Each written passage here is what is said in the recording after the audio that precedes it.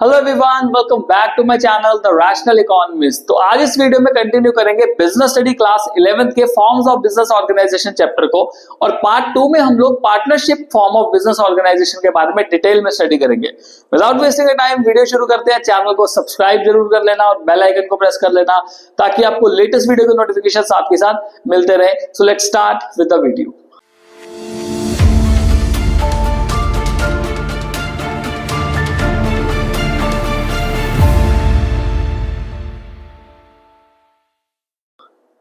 So students, partnership का क्या मतलब है?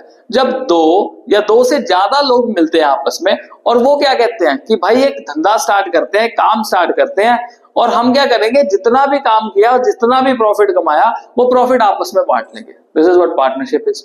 आपने भी कभी ना कभी अपने क्लासमेट्स के साथ सोचा होगा कि यार बड़े हो गए ना, पार्टनरशिप करेंगे, ये काम करेंगे, पैसा कमाएंगे और पैसा बांट लेंगे, इकट्ठे अमीर होंगे। बहुत सारे आइडियाज वैसे आपके दिमाग में आते हैं। और इंडियन पार्टनरशिप एक्ट 1932 भी वही चीज डिफाइन कर रहा है दैट पार्टनरशिप का मतलब क्या होता है कि जब दो या दो से ज्यादा लोग एग्री करते हैं that they will be sharing profit of the business. ऐसा बिजनेस जो कि सभी के सभी पार्टनर्स मिलकर कैरी कर रहे हैं या फिर कुछ लोग कैरी कर रहे हैं, कुछ लोग बिजनेस कर रहे हैं, उन सभी पार्टनर्स के बिहाफ पे जो एक्चुअल में पार्टनरशिप फॉर्म में है। ओके, मान लो सपोज जैसे कैरिड ऑन बाय ऑल का मतलब क्या है? चार मेंबर्स ने पार्टनरशिप बिजनेस स्टार्ट किया और चार के चार एक्टिवली काम कर रहे हैं। That means carried on by all, सभी के सभी मिलके आपस में काम कर रहे हैं। पर अगर मान लो चार मेंबर्स हैं और दो मेंबर्स काम कर रहे हैं, दो एक्टिवली काम कर रहे हैं, तो बाकी दो के लिए ये वाले जो एक्टिव पार्टनर्स है वो एक्ट कर रहे हैं। This is what partnership is. Clear हुआ? अब अगर इसके हम फीचर्स देखें तो सबसे पहला फॉर्मोस्ट फीचर हमारे पास क्या आता है? That is formation. अगर पार्टनरशिप फॉर्म को फॉर्म करना है, वैसे तो देखो पार्टनरशिप फॉर्म ओरली रिटन तरीके से जैसे मर्जी कर सकते हो, there is no need of registration of partnership firm. पर फिर भी अगर पार्टनरशिप फॉर्म की गवर्निंग की बात करें, it is being governed by Indian partnership act 1932। Indian partnership act में हर वो चीज गिवन है जो कि पार्टनरशिप फॉर्म से रिलेटेड होती है, जैसे पार्टनर्स को कितना जो प्रॉफिट है वो मिलेगा, पार्टनर्स को कितनी सैलरी जो है मिलेगी, पार्टनर्स को कितना कमीशन मिलेगा, पार्टनर्स को कितना इंटरेस्ट ऑन कैपिटल मिलेगा, पार्टनर को कितना इंटरेस्ट ऑन लोन मिलेगा, पार्टनर को कितना इंटरेस्ट ऑन ड्राइंग पे करना पड़ेगा। ये सारी की सारी चीजें क्लास 12th की ना अकाउंटेंसी की किताब में अवेलेबल है, क्योंकि क्लास 12th अकाउंटेंसी में पार्टनरशिप की पूरी किताब जो है वो आपको सिलेबस में आएगी। और जो भी पार्टनर किसी भी तरह के बिजनेस एग्रीमेंट में आना चाहता है तो वो एक लॉफुल बिजनेस करता होना चाहिए। इलीगल बिजनेस और चैरिटेबल या डोनेशन वाले बिजनेसेस जो होते हैं वो पार्टनरशिप जो ये एक्ट दिया हुआ है उसके अंडर उसको पार्टनरशिप कंसीडर ही नहीं किया जाता। तो लॉफुल बिजनेस होना चाहिए, इलीगल बिजनेस नहीं होना चाहिए। अगर मान लो सपोज 4-5 जने मिलके क्या कहते हैं कि यार चोरी का काम शुरू करते हैं, तो भाई चोरी का काम इलीगल है, उसको पार्टनरशिप, ये इंडियन पार्टनरशिप एक्ट 1932 ये नहीं कहेगा कि ये पार्टनरशिप कर रहे हैं। समझे? लायबिलिटी सोल प्रोप्राइटर की तरह इनकी भी लायबिलिटी अनलिमिटेड है। मतलब अगर फर्म में कोई हो गया लॉस और लॉस फुलफिल करने के लिए फर्म के पास पैसा ही नहीं है, फर्म के पास एसेट्स ही नहीं है, तो इनकी जो प्राइवेट प्रॉपर्टीज हैं उसको क्या किया जाएगा? यूज किया जाएगा to pay off the debts of the firm. For example, वही वाला एग्जाम्पल जो सोल प्रोप्राइटर में पढ़ चुके थे, फर्म को मान लो 1 लाख रुपए का लॉस हुआ, फर्म के पास 60,000 रुपए हैं, बचे कितने? 40,000 रुपए। तो वो 40,000 रुपए किससे कलेक्ट किए जाएंगे? पार्टनर से। या तो कोई भी पार्टनर इंडिविजुअली पे कर दे या फिर इकट्ठे मिलके क्या कर दे, उस फर्म का जो लॉस हुआ है उसको फुलफिल कर दे। समझे इस चीज को? Then risk bearing. देखो सोल प्रोप्राइटर के केस में क्या होता था? अकेला बंदा हर चीज अकेले कर रहा है, सब चीजें खुद कर रहा है, प्रॉफिट भी उसका, लॉस भी उसका, तो रिस्क ज्यादा था उसके लिए। बट इस केस में क्या होता है? रिस्क जो होता है वो क्या हो जाता है? डिवाइड हो जाता है, क्योंकि जब भी पार्टनर्स जो प्रॉफिट शेयर करते हैं वो एक स्पेसिफाइड रेशियो में करते हैं। फॉर एग्जाम्पल, मान लो सपोज ये दो पार्टनर्स हैं ए और बी, ये कहते हैं कि हम प्रॉफिट शेयर करेंगे 3:2 में। फर्म को प्रॉफिट हो गया 10,000 रुपए का, तो 10,000 रुपए में 6,000 रुपए ए को मिल जाएंगे और 4,000 रुपए किसको मिल जाएंगे? बी को मिल जाएंगे। पर जरूरी थोड़ा ना कि बिजनेस में हमेशा प्रॉफिट हो, लॉस भी तो हो सकता है, और लॉस होगा तो फिर भी इसी रेशियो में जो लॉस है वो डिस्ट्रीब्यूट किया जाएगा बिटवीन ए एंड बी। अब क्वेश्चन आता है, अगर हमें रेशियो ना गिवन हो देन रेशियो क्या होगी? अगर किसी भी पार्टनरशिप फॉर्म में रेशियो गिवन नहीं होती कि प्रॉफिट कैसे बांटना है, then it will be distributed equally. अगला डिसीजन मेकिंग। सभी पार्टनर्स के पास राइट होता है पार्टनरशिप में डिसीजंस लेने का, ओके। और पार्टनरशिप फॉर्म में ना कई बार ना पार्टनर्स को कह दिया जाता है कि आपका जो एरिया है वो ये, आप ये वाला काम देख लो, ताकि एक तरह से स्पेशलाइजेशन जो है वो देखने को मिल जाए। तो पार्टनरशिप डीड में भी इसके बारे में जो भी उनकी ड्यूटीज है उसके बारे में बताया जाता है। डे टू डे मैनेजमेंट जो होती है वो ऑब्वियस सी बात है यार, अगर मान लो 20 पार्टनर्स हैं तो 20 के 20 तो ना डे टू डे जो काम है वो देखेंगे, एक दो पार्टनर्स को ड्यूटी दे देंगे कि हाँ भाई तुम कर लो। और अगर क्रूशियल डिसीजन लेना है तो अगर 20 पार्टनर्स है तो वो 20 के 20 पार्टनर साथ में बैठ के क्या करेंगे, क्रूशियल डिसीजन लेंगे, ताकि जो फर्म है उस पर लॉन्ग टर्म पॉजिटिव इंपैक्ट देखने को मिले। कंटिन्यूटी। पार्टनरशिप फर्म ना जिसको कहे ना बहुत ज्यादा देर तक कंटिन्यू नहीं रह सकती, मतलब जिसको है किस्मत ही अगर कंटिन्यू रहेगी। बिकॉज अगर कोई भी पार्टनर रिटायर हो जाता है, मान लो 2 पार्टनर्स है ए एंड बी, अब ए रिटायर हो गया तो भाई बी अकेला बच गया, अगर बी अकेला बच गया तो पार्टनरशिप खत्म। या फिर किसी की डेथ होगी, मान लो बी की डेथ होगी तो ए अकेला बच गया, वहां पे पार्टनरशिप खत्म। एज लॉन्ग एज पार्टनर्स चाहते हैं पार्टनरशिप फर्म कंटिन्यू रहे तो पार्टनरशिप फर्म कंटिन्यू रहेगी। जब वो पार्टनरशिप फर्म को कंटिन्यू नहीं रखना चाहते तो पार्टनरशिप फर्म क्या हो जाएगी, सीज हो जाएगी, बिल्कुल ही खत्म हो जाएगी। अब डेथ तो एक नेचुरल कॉज है और रिटायरमेंट एज रिलेटेड है, पर कई बार पार्टनर्स रिटायरमेंट या डेथ होने से पहले भी क्या कर देते हैं कि यार भाई हमने नहीं करना काम, आपस में लड़ाई झगड़ा भी हो सकता है। तो कंटिन्यूटी में थोड़ी सी दिक्कत आती है। जब तक पार्टनर्स आपस में सहमत है तो they can continue. Number of partners. अब नंबर ऑफ पार्टनर्स की बात करें तो मिनिमम नंबर ऑफ पार्टनर्स कितने होने चाहिए? 2 होने चाहिए।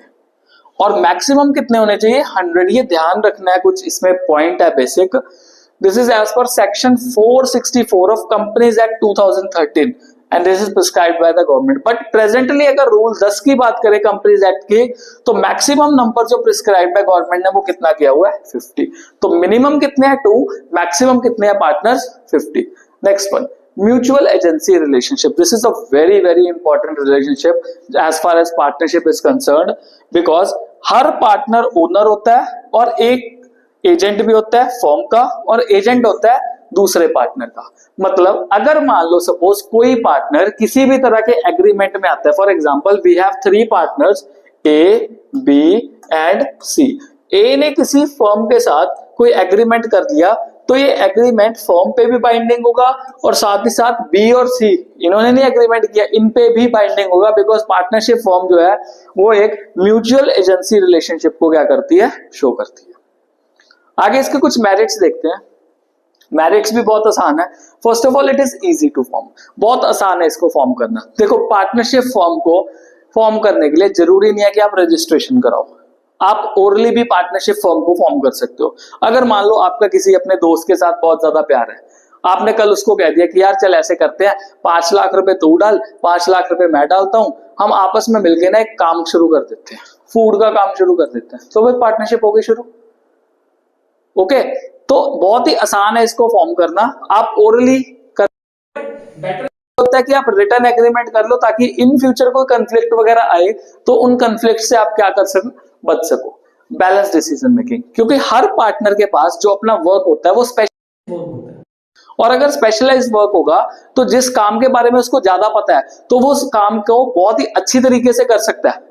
और मोर ओवर क्या होता है, जब ना 2 या 3 बंदे आपस में मिलते हैं तो मैनेजरियल एबिलिटी क्या होती है, वो इंक्रीज हो जाती है। एंड जब मैनेजरियल एबिलिटी इंक्रीज होगी तो डेफिनेटली अगर मान लो कहीं ना कहीं पे कोई गलती हो रही होगी, किसी ना किसी डिसीजन में कुछ लूप होल देखने को मिल रहा होगा, तो उस लूप होल को भी ठीक किया जा सकता है। और ये हमारा जो बनता है सेकेंड मेरिट बनता है।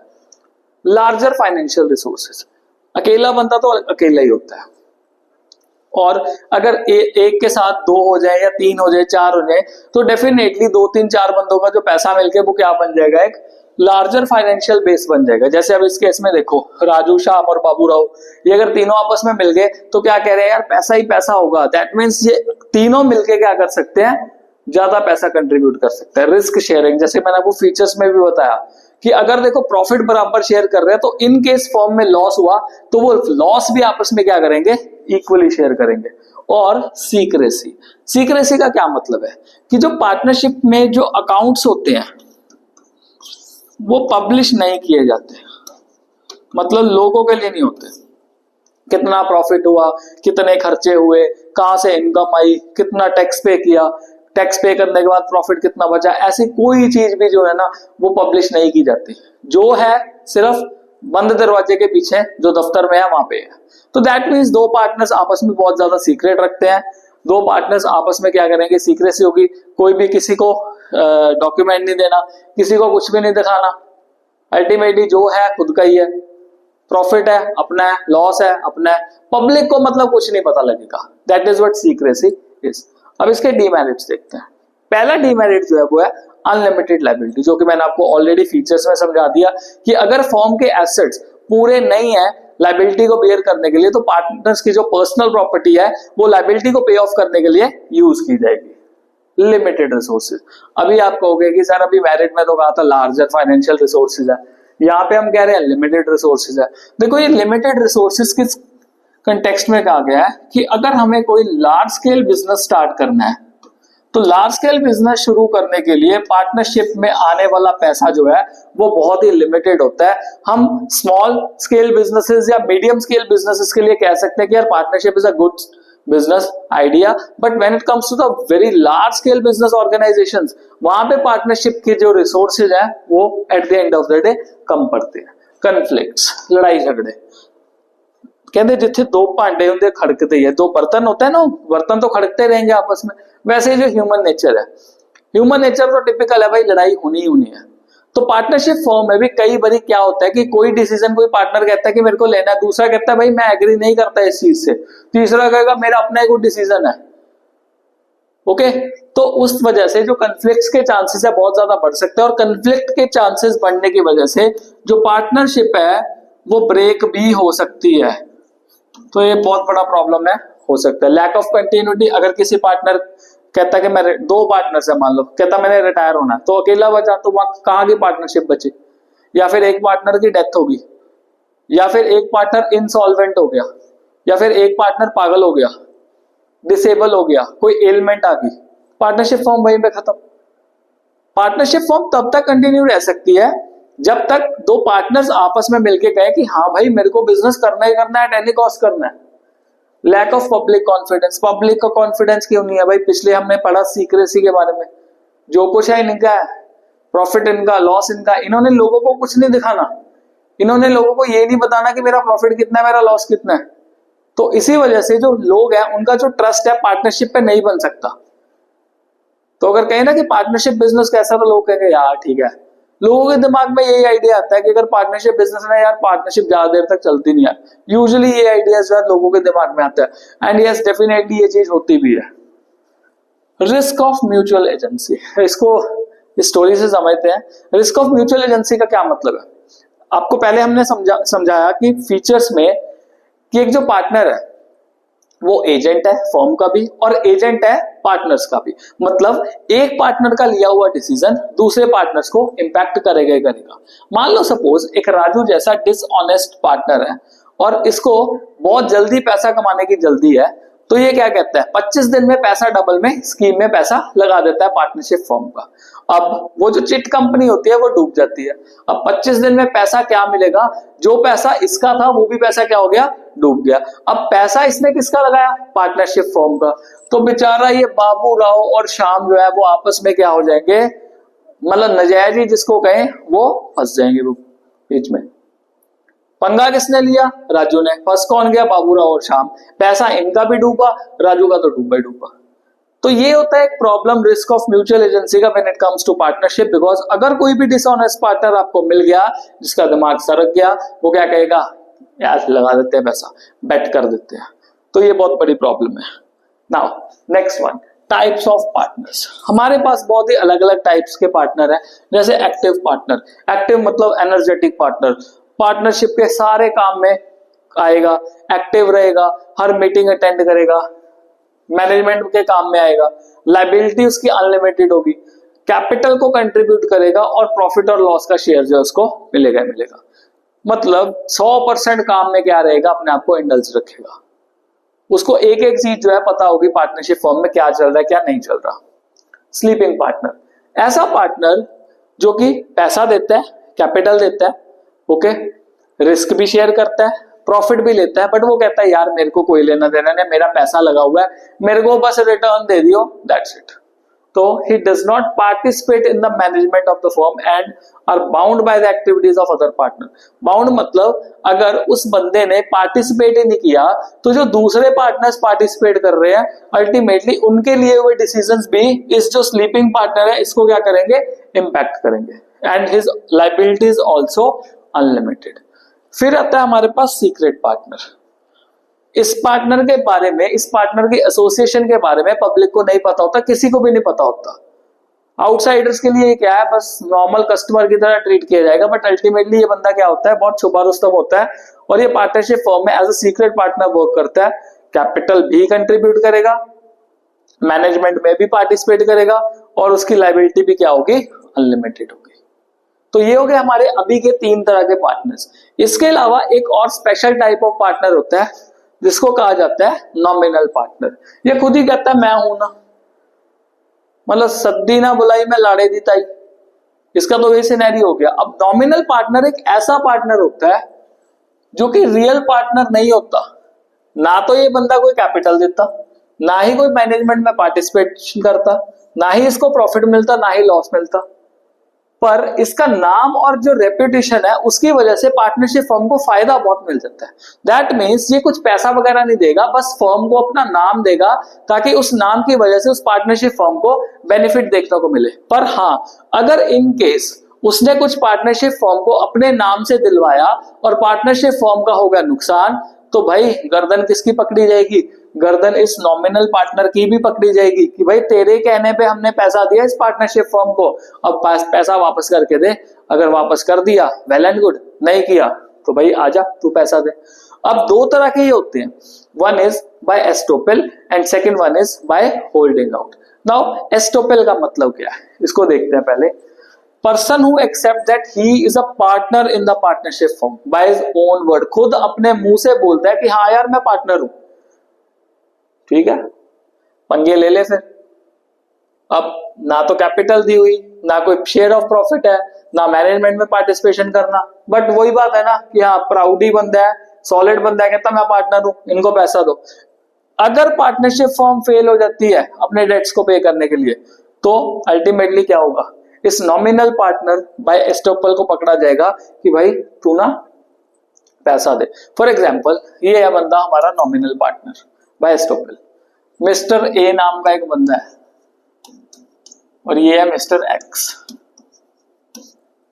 मिस्टर ए गया एक फाइनेंशियर के पास, उसको कहता है कि मेरे को पैसा चाहिए। मिस्टर एक्स कहता हाँ मेरे नेम पे इसको पैसा दे दे, मैं इसका पार्टनर हूं, ओके, तो इसने वर्ड दे दिया।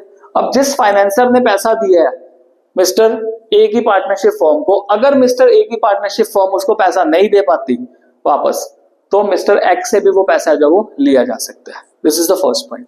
सेकंड, होल्डिंग आउट का मतलब है, अब होल्डिंग आउट के केस में क्या होगा, ये मिस्टर एक्स खुद ब खुद नहीं कहेगा कि मैं पार्टनर हूं मिस्टर ए की पार्टनरशिप फर्म का, पर मिस्टर ए इसको इंट्रोड्यूस करता है कि मिस्टर एक्स मेरी फर्म में पार्टनर है इसके सामने, और ये कुछ भी उसके ऊपर मतलब 1% भी नहीं कहता कि हाँ मैं नहीं पार्टनर हूं, होल्ड नहीं करता, रोकता नहीं है।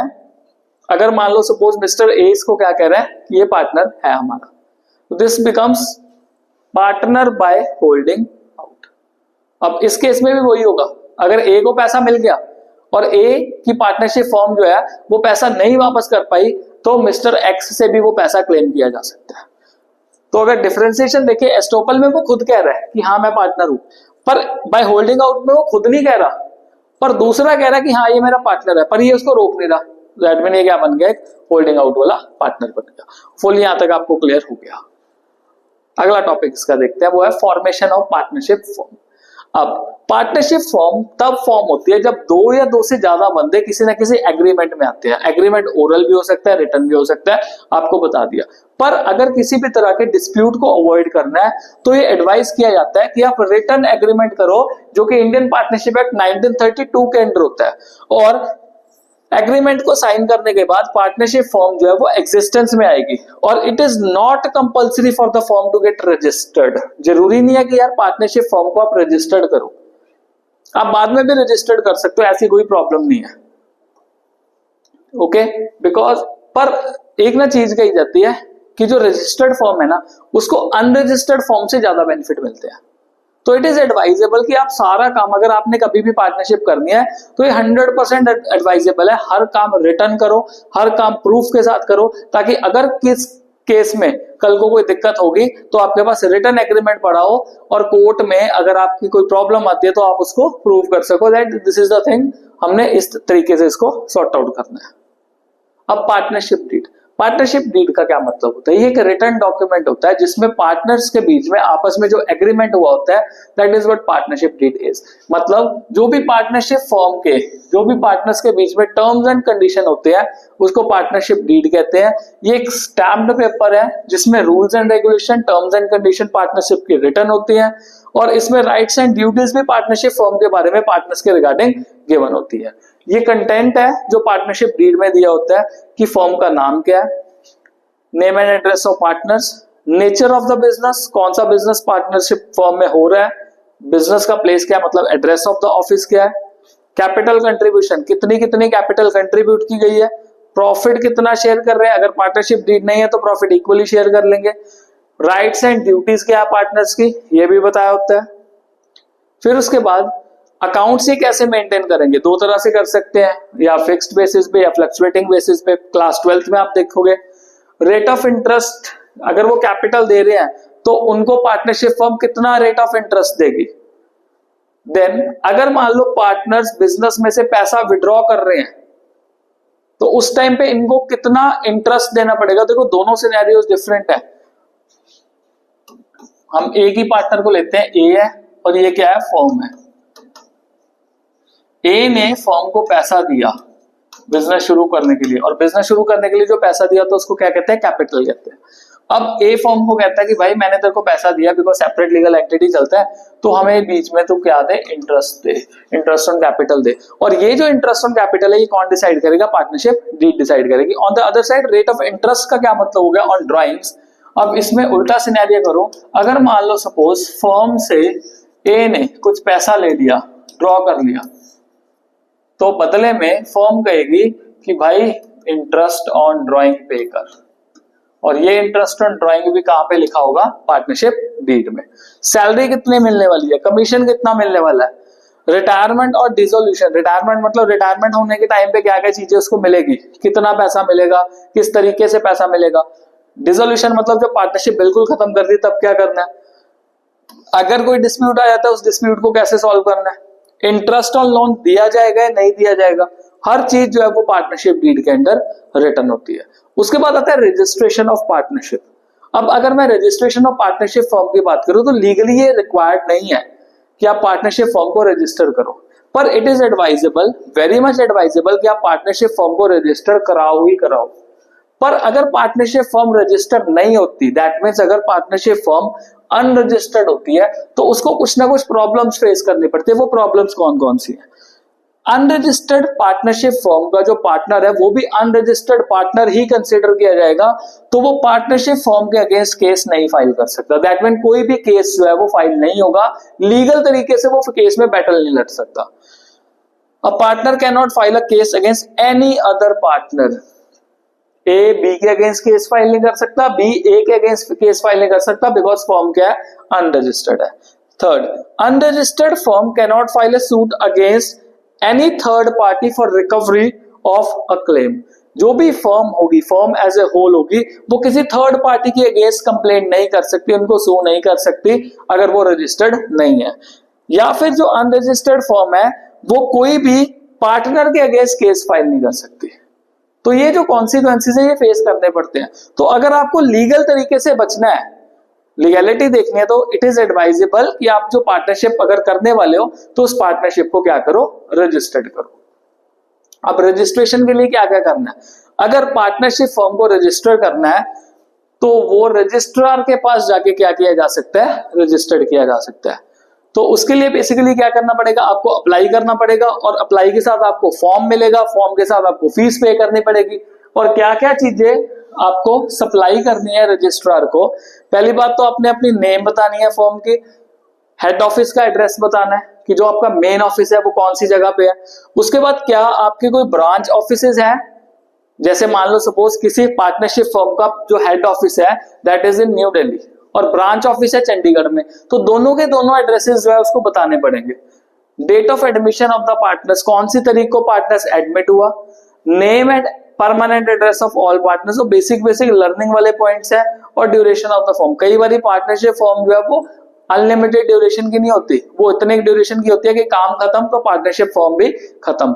रजिस्ट्रार जब इन सभी चीजों को चेक कर लेगा, वेरीफाई कर लेगा, देन वो सर्टिफिकेट देगा रजिस्ट्रेशन का कि भाई आपकी जो पार्टनरशिप फॉर्म है वो रजिस्टर्ड हो चुकी है। और हाँ, एक चीज और, डॉक्यूमेंट पे सभी पार्टनर्स के साइन जो है वो होने चाहिए। और एक चीज और, अगर मान लो सपोज इन केस किसी भी तरह की कोई भी चेंजेस होती है तो वो बकायदा पार्टनरशिप फॉर्म को बतानी पड़ेगी रजिस्ट्रार को कि हाँ ये हमारी पार्टनरशिप फॉर्म में चेंजेस है और इनके बेसिस पे अब हमारी चेंजेस जो है वो कर दी जानी चाहिए। तो ये था हमारा पूरा का पूरा पार्टनरशिप का कंसेप्ट। आई होप आपको जो वीडियो वो पसंद आया, वीडियो पसंद आया तो चैनल को सब्सक्राइब जरूर करना। Till then stay blessed and take care all.